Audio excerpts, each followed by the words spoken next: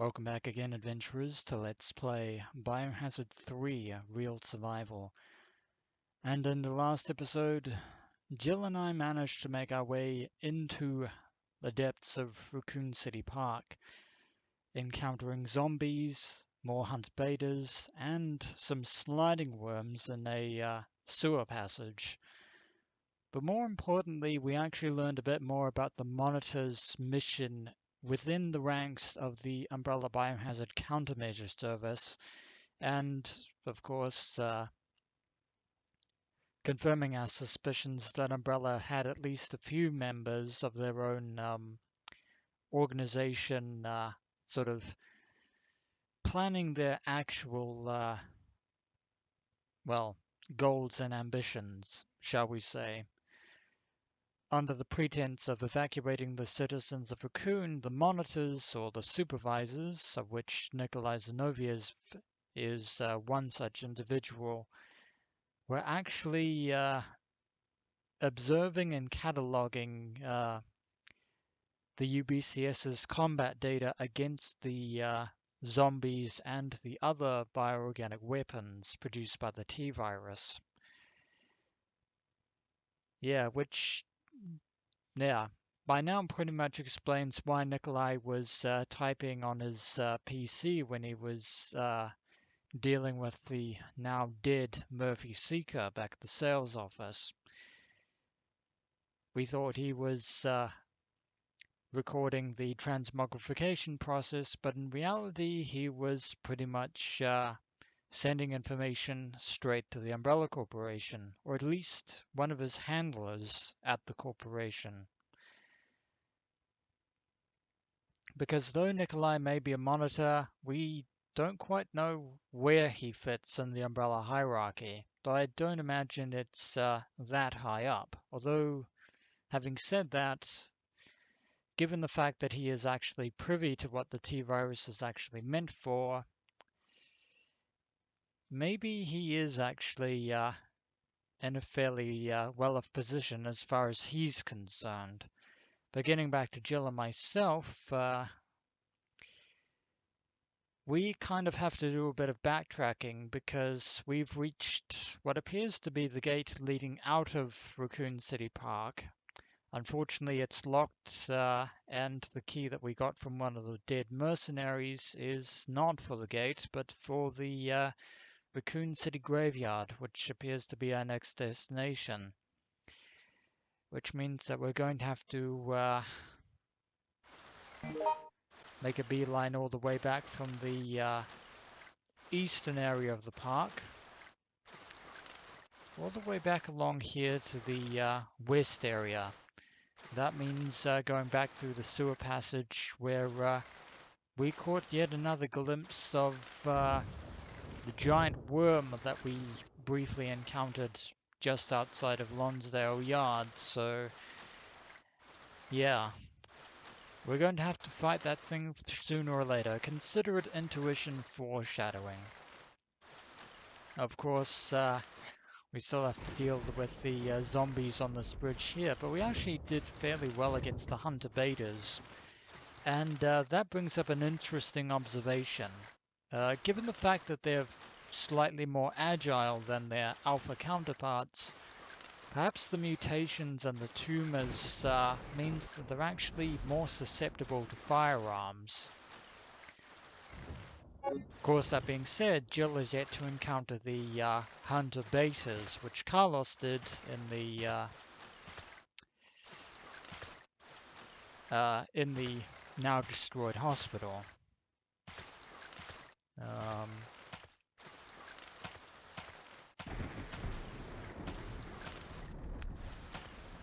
Have to make our way back.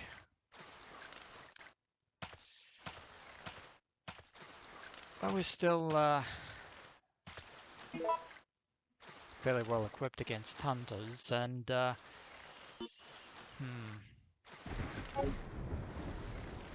doing all right health-wise so far, but we still have to get past all these zombies.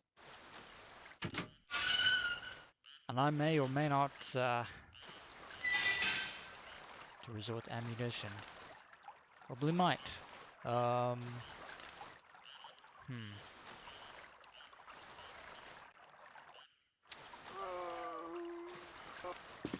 No, you do not.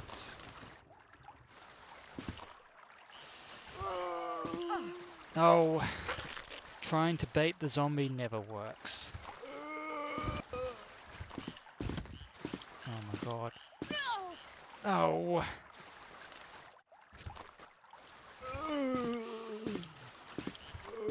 No. Oh, come on, Jill, please. Please.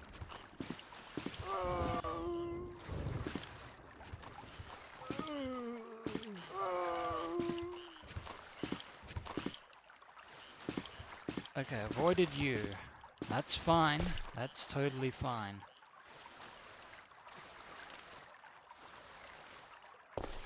Didn't get too badly injured.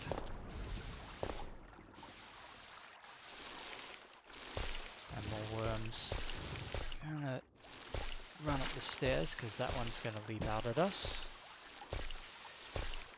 Hopefully we can run by before these other ones get here. Because they are fast. Oop. And I think that one actually leaped up the top of the stairs out of the corner of my eye there.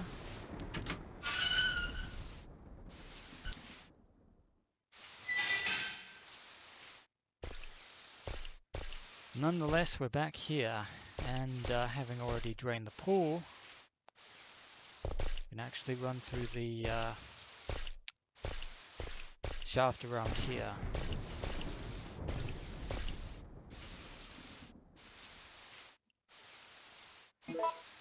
Back down into the this part of the sewer we go.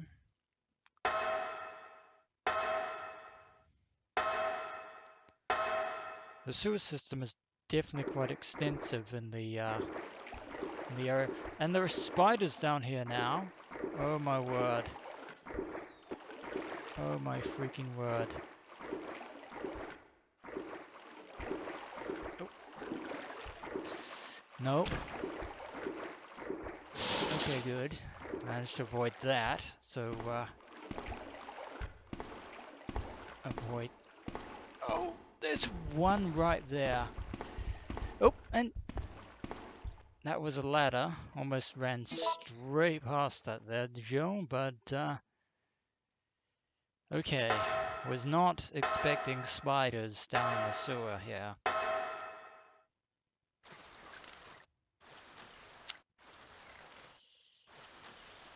Well, we made it to the other side of the park, and there is a tombstone over there. Just ahead yonder behind that fence. Which would already tell you where exactly we are.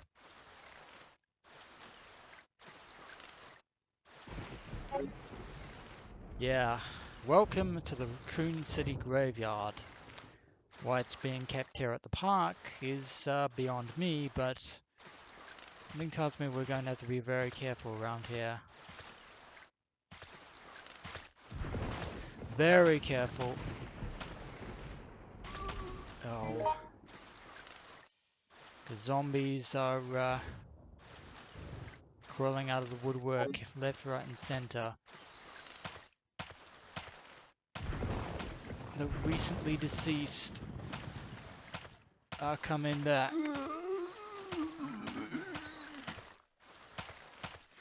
Which is not a good sign. It appears the park key was used for this structure here. Inside we go, because I do not want to have to deal with the newly risen zombies that have appeared out of nowhere.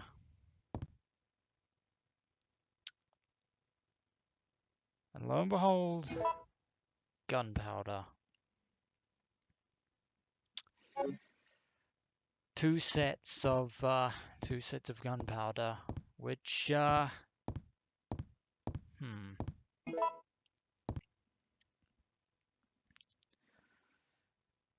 which might complement either the grenade rounds that we already have, or more carefully,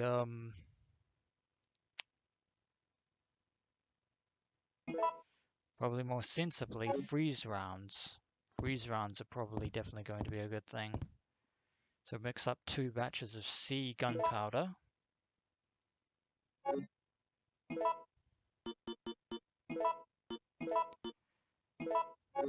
Okay, there's one. And we do not have the room for the other one. That is very unfortunate.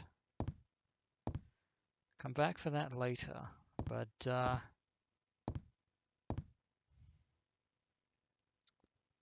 was the door we came in. And there is a door over here. I wonder where this leads.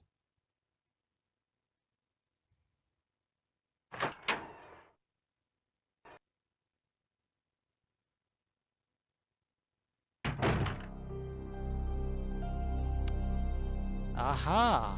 To a save room. I love storage rooms. Oh, and speaking of storage, I spotted a first aid spray. Oh my freaking word. That is a good sign. Things are definitely starting to look up.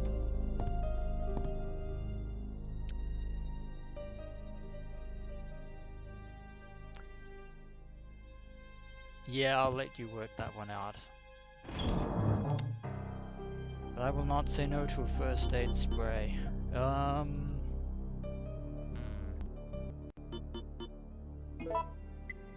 know what? I think we'll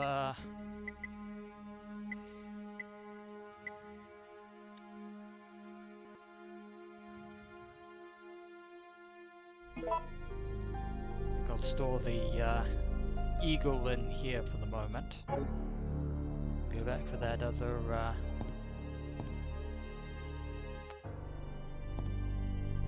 other set of gunpowder soon enough, and I wonder, is there an ink ribbon here? Just check to make sure.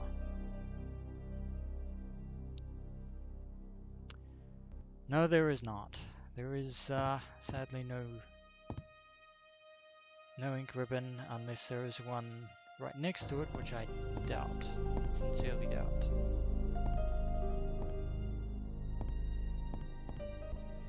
Nope, no ink ribbon in here. At least I think. Oh.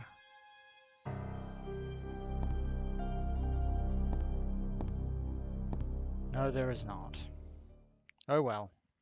Never mind. But in any event, it's time for us to get that other set of gunpowder. In this rather quaint garden shed. Let's look out the window. See if anything is... Nope, nothing out the window. Of course, we do go back outside. We're going to have to deal with the raised dead.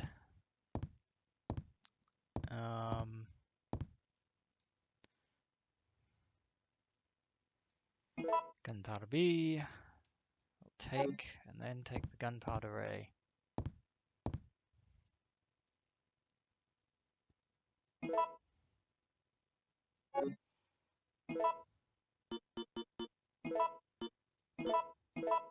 Like so. Combine them with the reloading tool. 13 threes rounds. Wait, threes rounds? You know what I said.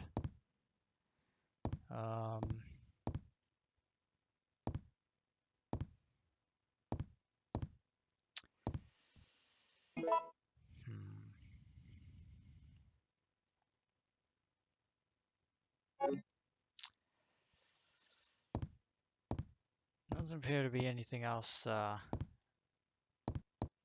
down on these tables, but there is something in the cupboard. Can have a closer examination. Maintenance tools are placed here. And apparently this iron pipe also constitutes as a maintenance tool.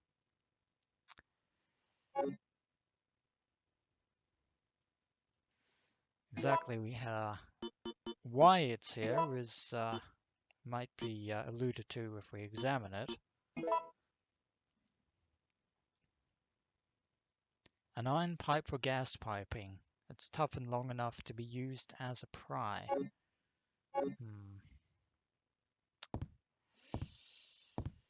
That's certainly useful to know. Nothing else on the caretaker's table here.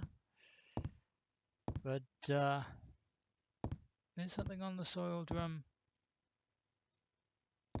No, there isn't. But there is a fireplace. There's firewood which could catch on fire. Wind is blowing in from the back of the fireplace. And you know what that means. Where there's fire, it's time for a lighter.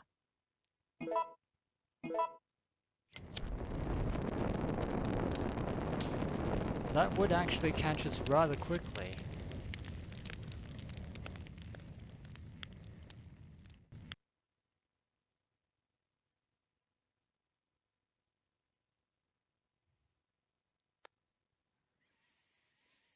And as the embers go out, we can actually see what is actually causing the wind, but it seems that the lighter has indeed reached the end of its usefulness.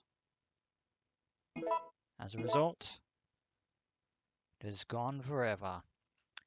Fare thee well, Barjack lighter.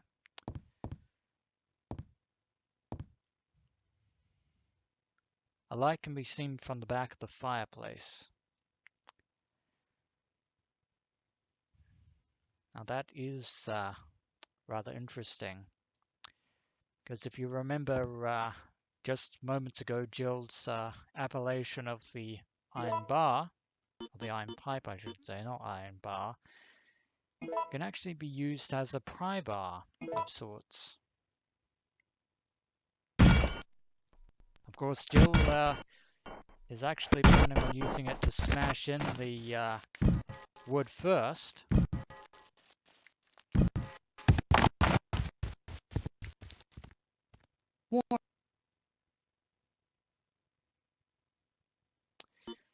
And that spells the end of the pry bar. No longer useful in any event, but appears that there is something behind the fireplace.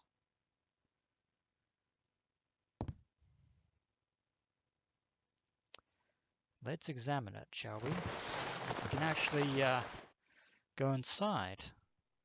Interesting. Aha! It's a secret compartment room, concealed within the caretaker's shed at the Raccoon City Park. So this must be where the monitors have been staging their secret operations during the Raccoon City incident. Interesting. We could actually learn a lot of information, but that will have to wait until the next episode of Let's Play Biohazard 3 Real Survival. So when we return, adventurers, we shall examine the monitor's chamber here and glean some further insight into their respective activities, and more to the point, learn about the orders given to them by their umbrella handlers back at the corporation. As always, dear adventurers, until next we meet.